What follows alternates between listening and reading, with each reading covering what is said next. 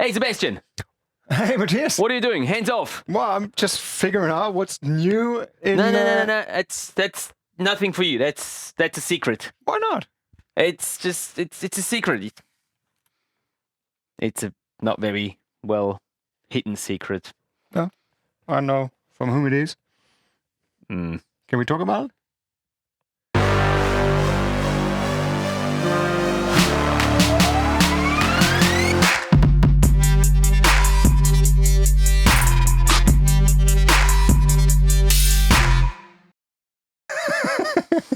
Oh, Matthias is really excited about today. Well, you weren't supposed to see this. Okay. What? Well, now I'm already here. I already figured it out. So you could go now. No, You really want to talk about this? Yeah, I want to talk about it. Okay, let's talk about it. Okay. So, open it up. Okay, I'm opening it up. What's in there? And what do you got in there? Well, I got battery in there, I guess. And I got a new dive light. Yeah, see, that's why I didn't want to show it to you, because... Can I keep it? That's exactly my point. I was trying to keep this secret and keep it to myself. But this is the Divefork's brand new SL120 underwater video light, Cool. which is completing their series of underwater video lights. They've got a 2000 lumen light, a 5000 lumen light, and this is now the 12,000 lumen light, which is the strongest one they've got. And I have done some testing with that light, and you will actually find a review on this channel very soon. It's not up on the channel yet, but it will be in a couple of weeks. As soon as that's the case, we'll obviously link it down in the video description below, so you can hear my thoughts on this light. But I can tell you this much: it is a fantastic light, and it's great value for money. The cool thing about this light is actually that it comes with dual batteries. So one battery is already in there, and it also comes with a spare battery, which is always one thing that I've hated with lights. You always needed to get some spare batteries with it so that you can swap them around in between dives. You don't have to do that with this light. It comes with a second battery, so you're ready for a full day of diving with that light. So obviously you're gonna give me that one as a gift. Thank you very much. Obviously. But I need a second one. So do I get the 6% discount on the web shop? You do, indeed, you do. And that is because Divefork, as always, is the sponsor of today's video, as well as the entire series. And not only are they sponsoring the videos, but they're also giving all of you guys an extra 6% discount on any purchase that you make from the Divefork shop, the web shop that is. So feel free to have a look at the web shop down in the video description below. And if you find a light or another piece of accessory, or even the housing itself that you want to get yourself, or your favorite dive buddy, feel free to do that and use the code Matthias Lebo at checkout, which will give you those 6% extra discount. Pretty cool. Thank you. So such a good friend. Can I have this back now? No, because it's on the record that you gave it to me. Okay. I like it. We should stop making these videos. They cost me a lot. Okay. Well, talking about making the videos, the reason we're here is because we're going to watch another video today, right? Another submission. That is right. Do you have the information on whose video we'll be watching today? Of course, Matthias. That's why you get the video light. Wow. Again, second time on record. No. Well, today's video is from Kai Keller. And Kai was filming with a GoPro 7. A GoPro 7? 7, yeah. Oh, okay. Old school. And he was using 2 Seahorse dive lights. Seahorse? Yeah, I think. Never I'm heard not sure. of them. He put the link to the manufacturer in the description below. In the email, not in the description below. And I think it's German manufacturer. Okay, I've never heard of them. Yeah, we'll see. Anything else we need to know before we start? He was diving in... I'm not sure if you wrote that down. I think in Egypt. That's what the first frame of his video says. Obviously, yeah. I wouldn't find him. Okay, cool. Yeah, he was diving in Egypt Safaga. in January 2022. It's always great Maybe when we should- people include that in the Yeah. first frame of their video. So maybe we just should watch it and then we'll Maybe, figure out the rest. maybe that light will be gone by the time we come back from watching the video. Maybe. Okay, let's watch the video.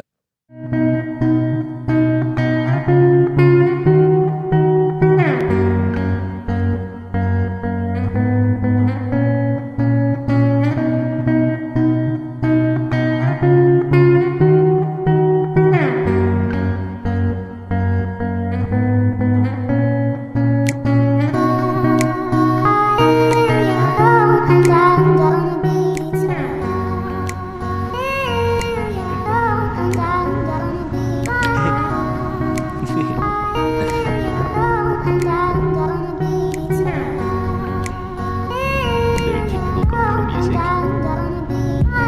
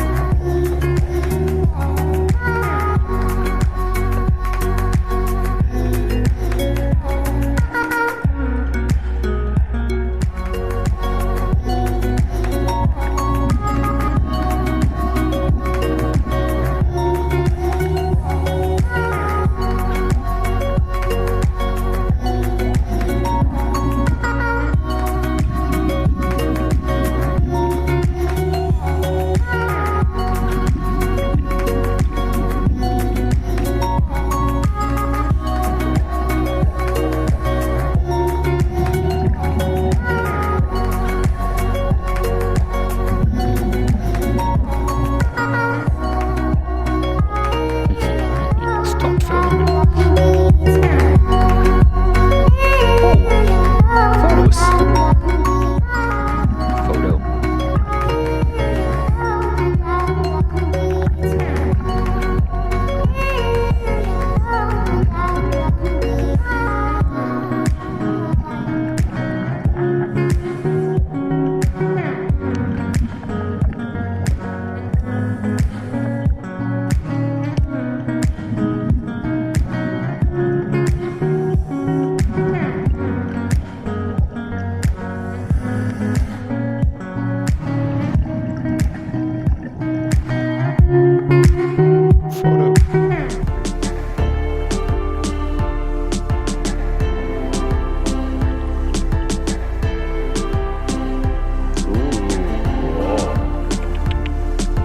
Look at that.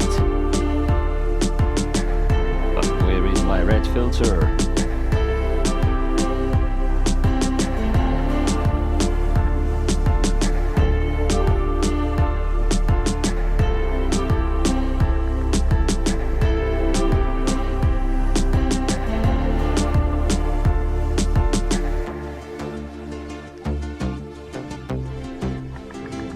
Jeez, they were lucky with the eagle race.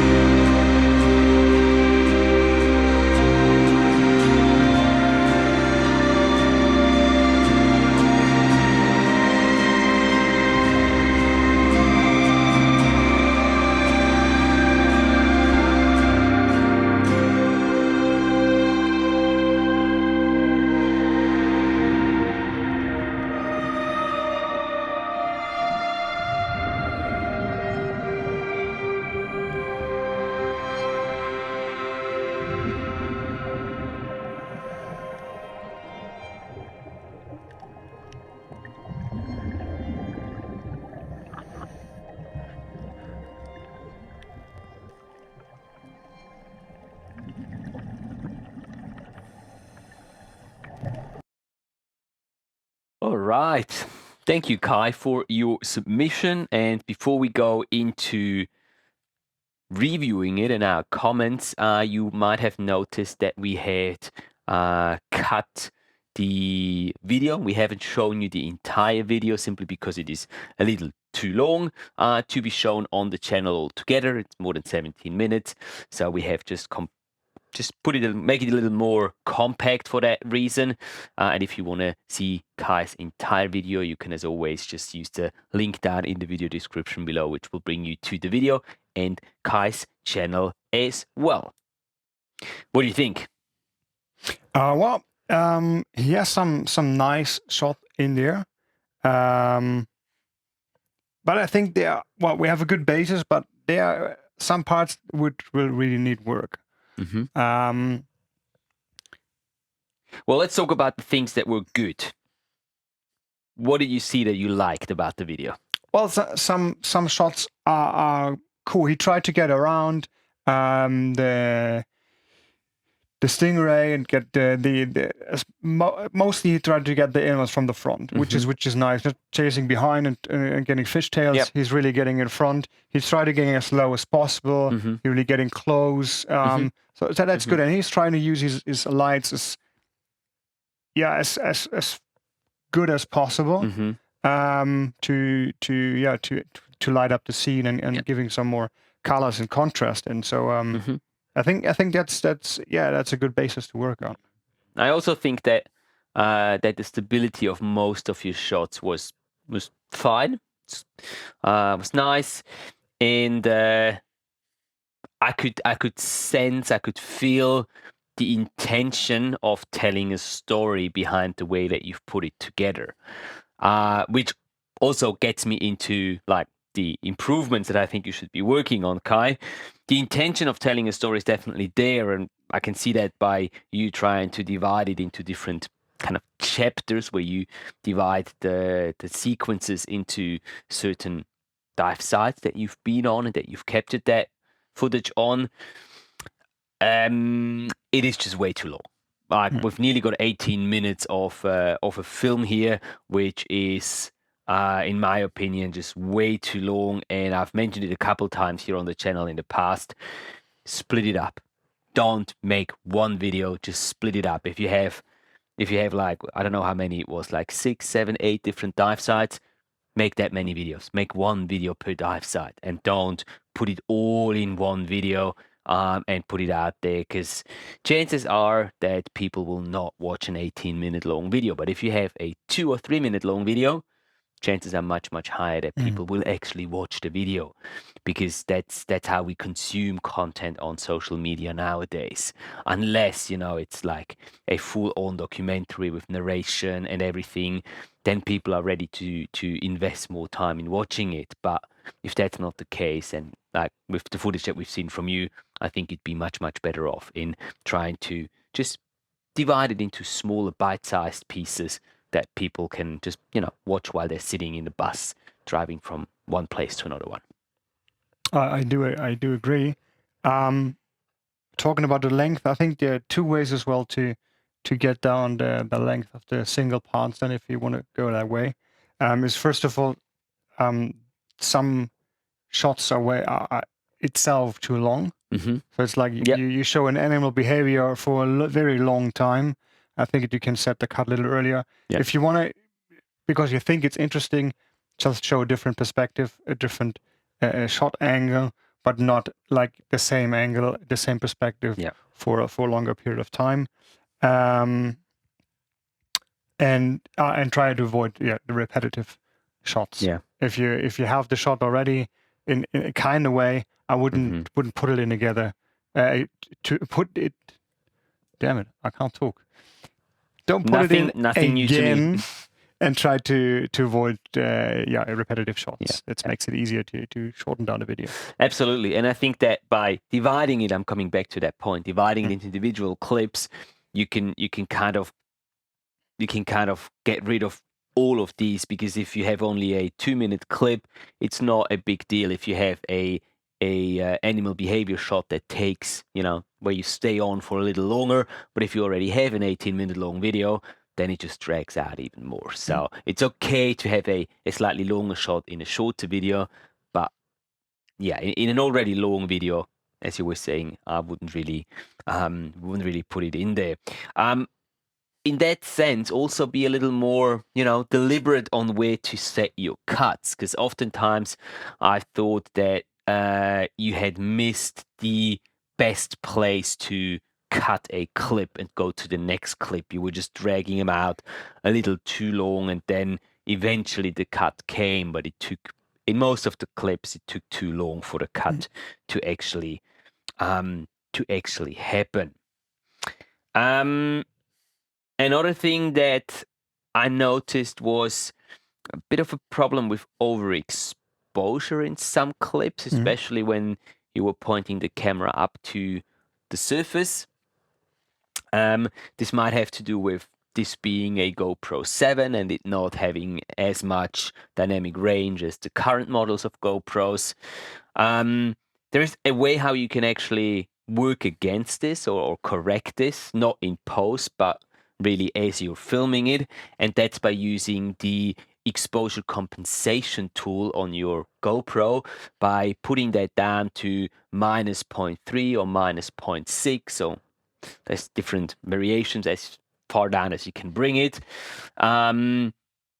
It will help you in keeping the image a little darker than what it is in these scenarios. It's sometimes difficult to find a good balance between, darkening it down to a degree that it's not overexposed, but not making it too dark altogether. And I think this is partly, something that you have to live with working with all the cameras that don't have that much dynamic range. But it's also something that you know, and if you know it, you can adjust the way you film. So you can try not to film too much towards the surface where you get into situations which the camera can simply not really cope with. I've one addition to that. Yes, because, please. He mentioned in his email that only one of his two lights was dimmable. So he could only reduce on one light. He could reduce the intensity. And I think that that's per se a problem, because just one light dimmable doesn't do the trick. Yeah. Because like you will get on one side overexposed. And I think we saw it sometimes where like one side was more overexposed. I thought it is more like from the sun or something, but it could be that one light wasn't dimmable.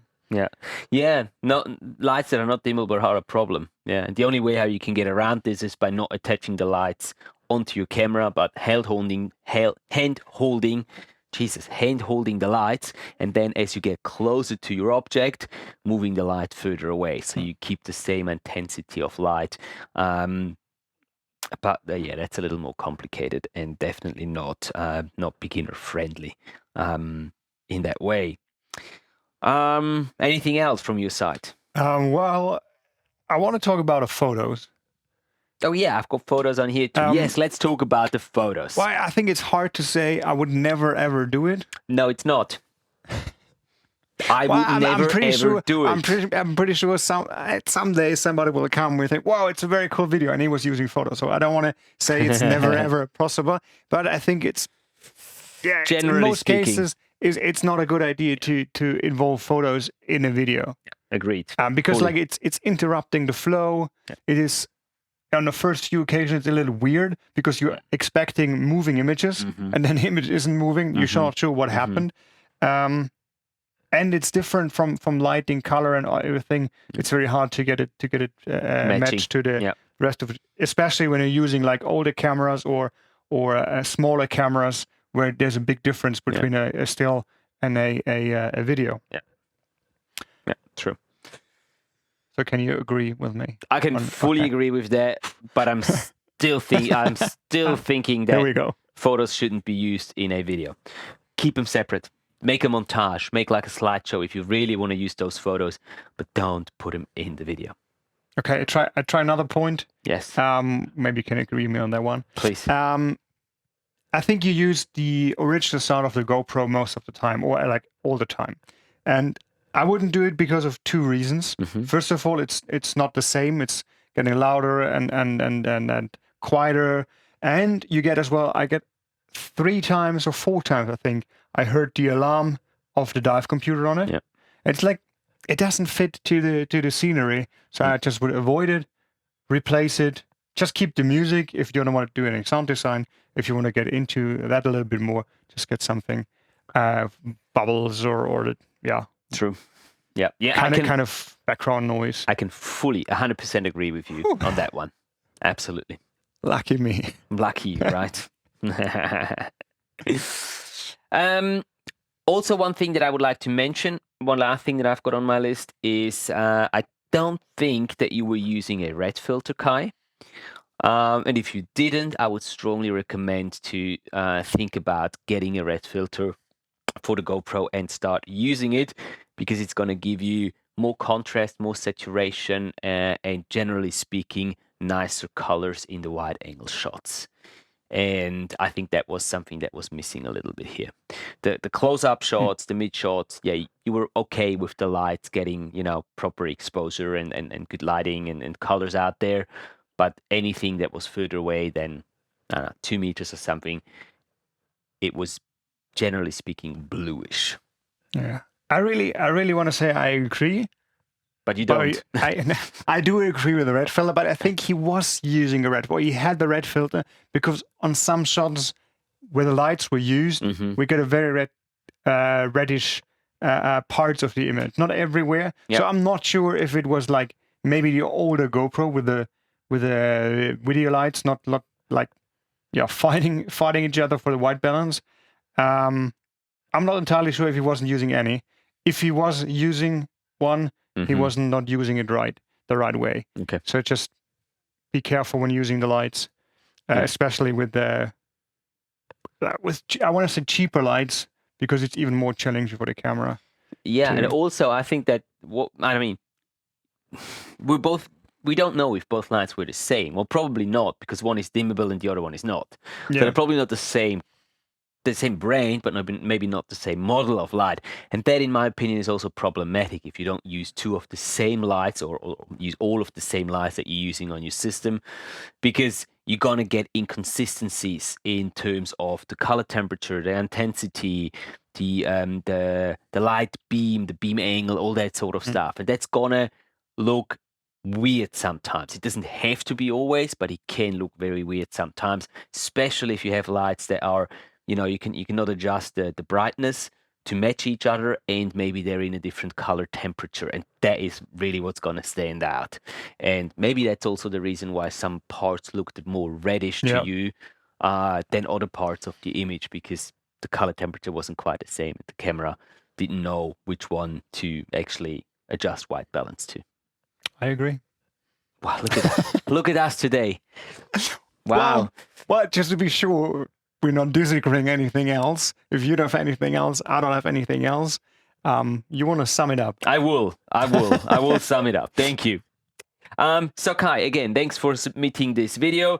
What we really liked about your video is that you've got some nice shots in there, some good stability on most of your shots, and there is an intention visible of wanting to tell a story with your film.